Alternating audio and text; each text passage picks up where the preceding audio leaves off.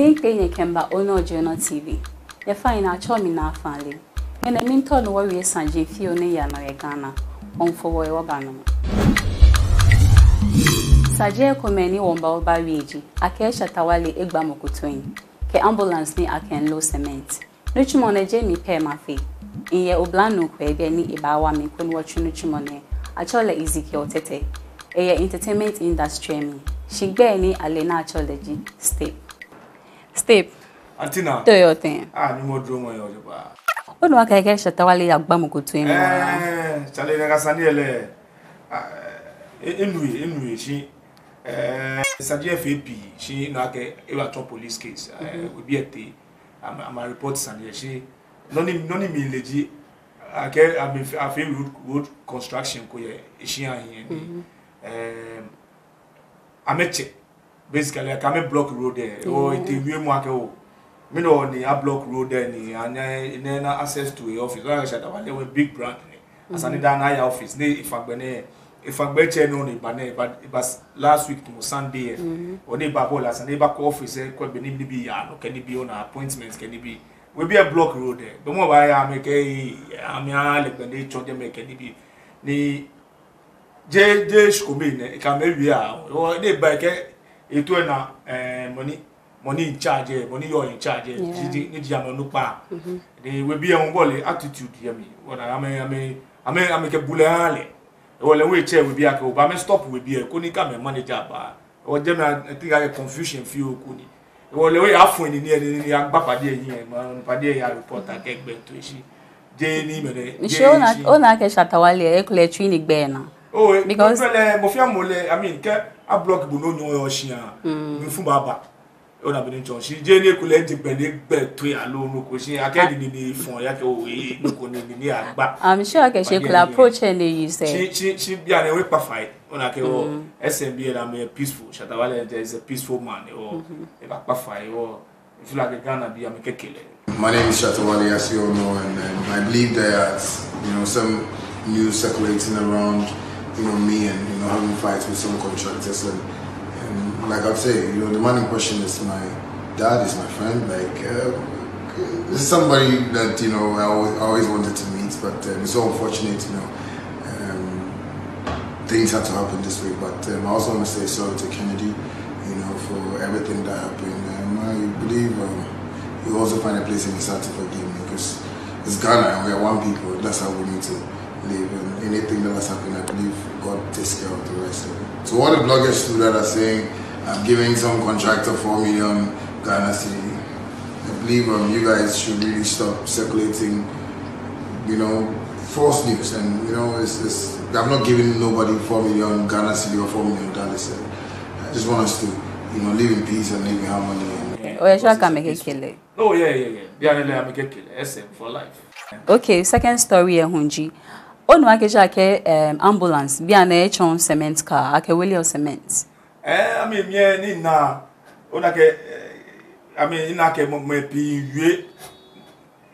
against Padiake, Papa money for any ake ambulance, low cement, yake ba, mofiamu, this. But me know, you will be over yake, minipa, than the more ya fina. Ona, because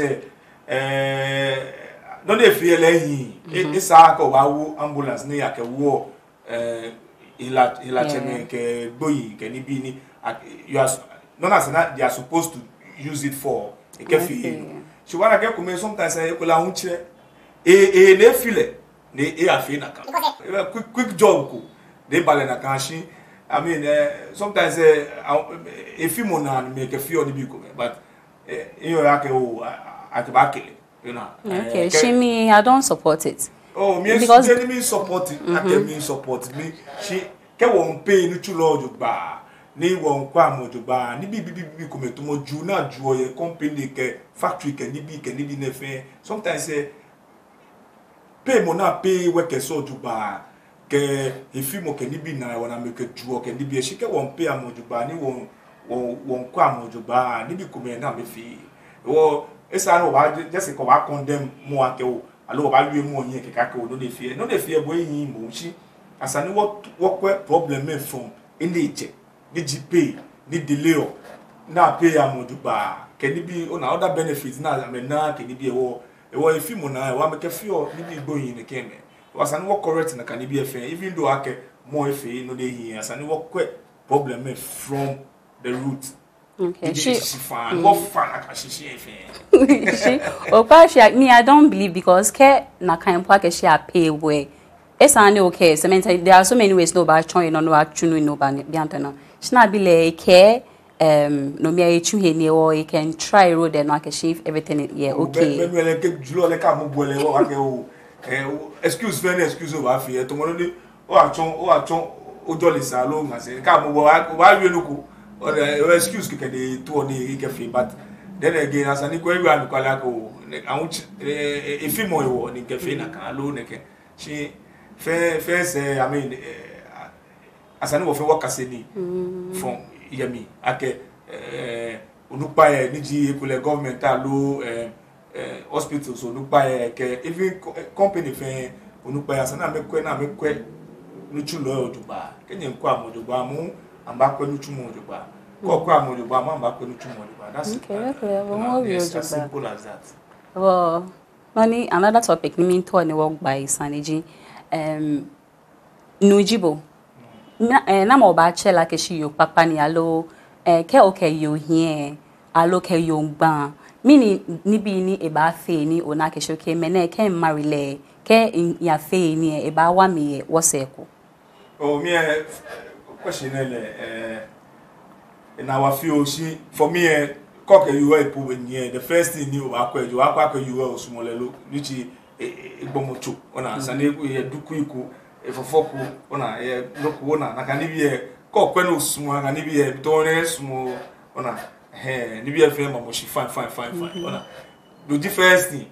Second thing, I can use small, nuchumo, small, nuchumo, jelly. E beshin alo ifoni ai no mele ebu blame akwa no me na akọ she bia na nyen kwa na gani because manima na made ne ba be ami ora me njo manima na ye washing machine ba ye afoni ai ami o na gani bia yin because morning na ni ji ba fi start ni ba ko ya hwe yin be kaka fe wa bi gani bi na small na gani bia ora o mo fi awo gani no manima high chef ora mi yo na ni ntu ni to man na chewa o mi ma high chef ni ba ko ni am ke ni be different food when you tell about the kitchen ba ko ni po ale ba fo ni aya mi na kan e fe yan then be no ele o wife ba enjoy wo se because you asan one feel because he ko me lamento ni ke igbabo e marry ko bobo e ton ko ba hia oba fo ni bia e o ho ni like clean no ke line shit mo ko ni e marry ko hustle life na just hustle life hustless because ke owo you ba tole na ga dan mini de me na bawani ona be nchon ewo shi no kokomina asado ko e bia na ma me ewa ewo asano to oyoni esumu luchumo ni ji lewe ke shika fiu aba ake ewo lewe ba tuni de housewife de ba tashi ani dan akọ ale ne yi ona be nchon wasani yoni lewe hie wa ni chumo mi ni lewe ba nya tuni ni lewe ke fiu ke support bonu e ona wo ke dreams alone e vision ko e to ma ke okay o what's the one to all my wooden to watch what high don't what feel can what feel could in the fair again share with can cafe when I low one day ni nkena kana ka ba ni ukule no ehile no egbo ehile le we ba ni emi ehin ona ni ke kwegbe bi e kan ni bi o you le asani o to yo ni ehin e wa enu tumo mi shi na kan ni wo mo ke ni fo ni e fo mo ke ni bi e forget mo no le o kwe ko ye ko na che no wa ni na washing machine wa fo ya ko ye che uno wa na muku ni dane cook dane sunday wa be wa ko different football ko na ka bere mo na ne chili fe ni bi we ko ni ko tv ni ko movie ko bona we la so ni chili so step onu Achimota school ake make en ko ni a dreadlocks in admission to the school she need to ameke because of a person wa me small na ba ole square me need you all take on that but me no ba fe to me I feel okay any belief well me I don't have any problem okay school ni wa oh ma hela wa hele okay me no ma weji ke nye pena ke e ba school ke person ni fi alo rasta ni fi ni ke ba school I'm get back school because the religion. No le here you want le no dey practice or you know. Okay. Well, me pointed. You okay? Ahile ni another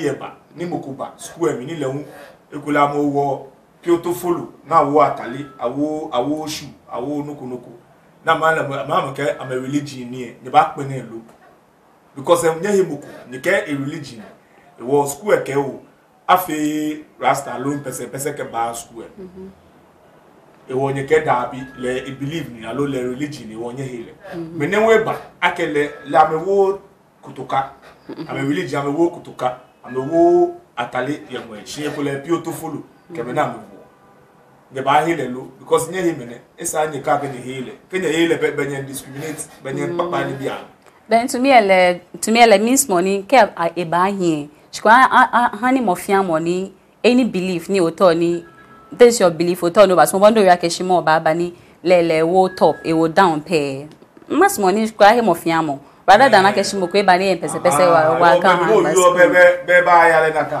wo ka bu ba le ba ka e ba wo ji o wo follow ni wo ke ni o no wo believe o ba ya le naka so she da bi ka afile ngai ba asana ana loss ni ba go fi no fiano le ko ogbele mi naka mo fia mo ba fi no fiano ni so o ba nye ba ya ke le ame believe ajuwe we ba nye school mi na she sha ke ni me ba nye school mi they do a shy dive in Kudabi. What have been John? Well, asani akwe, nakani bi ele asana akwe. Every when you go to Rome, you do what the Romans do. Well, if you know by a law, you jeme, rule you jeme. Well, asani nakani bi efe amenya amekwe. I mean, ile be na ba feel mo. Ake take court. Ni begen we win. Si school ke da bi amekwe na ba appeal ko.